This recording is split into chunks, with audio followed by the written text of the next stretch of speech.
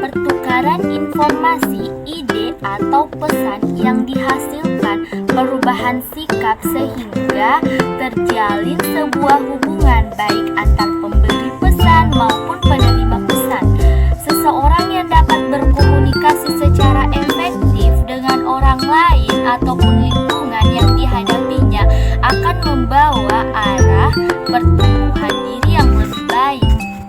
Ide atau pesan yang dihasilkan perubahan sikap sehingga terjalin sebuah hubungan baik antar pemberi pesan maupun penerima pesan.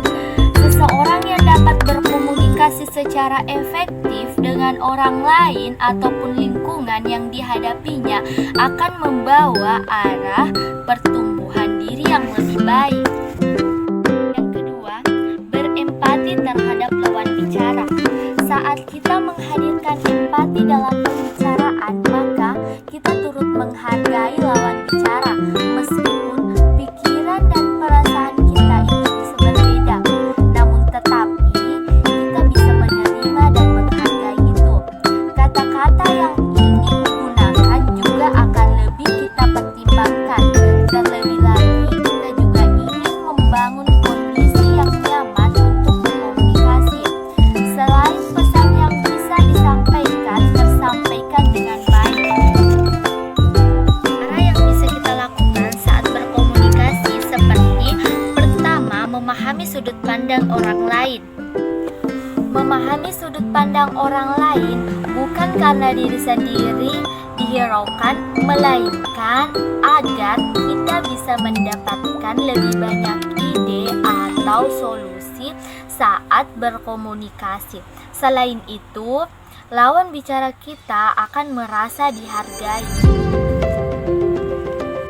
Yang ketiga, mengusahakan kejelasan pesan. Kesalahpahaman terjadi saat hal yang kita ungkapkan kepada orang lain sulit untuk dimengerti. Hal tersebut cenderung muncul ketika bahasa yang kita ucapkan sulit untuk dimengerti oleh orang lain. Kita dapat memberikan contoh penjelasan istilah tertentu, gunakan kata yang lugas, sopan, dan sederhana untuk memberikan pemahaman kepada orang lain. Active listening. Mendengarkan sama pentingnya dengan kita berbicara. Mendengarkan secara aktif berarti kita sadar dan hadir sepenuhnya pada saat berkomunikasi dengan lawan bicara. Pikiran tidak melayang jauh ke masa lalu maupun masa depan. Kita mendengarkan tanpa ada penghakiman. Kita tidak terjebak dalam pemikiran sarana yang bagus. Ketahui lawan bicara.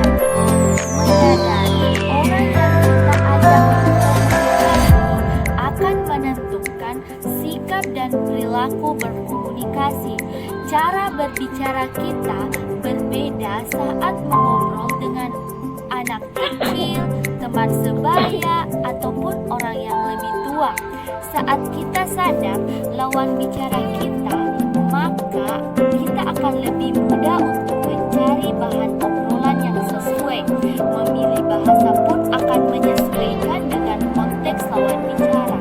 Dan pada akhirnya, kondisi nyaman saat berkomunikasi akan tercipta dan pesan akan tersampaikan. Yang keenam, perhatikan bahasa tubuh. Bahasa tubuh adalah bentuk pesan nonverbal. Bahasa tubuh meliputi banyak hal, di antaranya ekspresi muka, sorotan mata, postur tubuh, nada bicara, hingga irama nafas.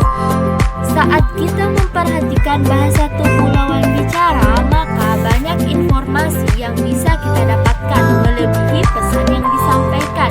Mengembangkan kemampuan untuk lebih peka pada bahasa tubuh membuat kita bisa memahami lebih dalam lawan bicara kita, menciptakan kedekatan, serta membangun hubungan yang lebih baik. Terakhir adalah reflektif. Merefleksi saat berkomunikasi adalah proses untuk menanyakan kembali dan memprovase omongan lawan bicara. Dengan begitu, maka lawan bicara kita akan bisa mendengarkan kembali pemikiran serta perasaan yang telah disampaikan. Selain itu, menandakan bahwa kita bisa memahami pengalaman atau topik yang sedang dibicarakan, serta mengindikasikan lawan bicara agar tetap mengobrol. Sekian dari saya, mohon maaf jika ada kesalahan.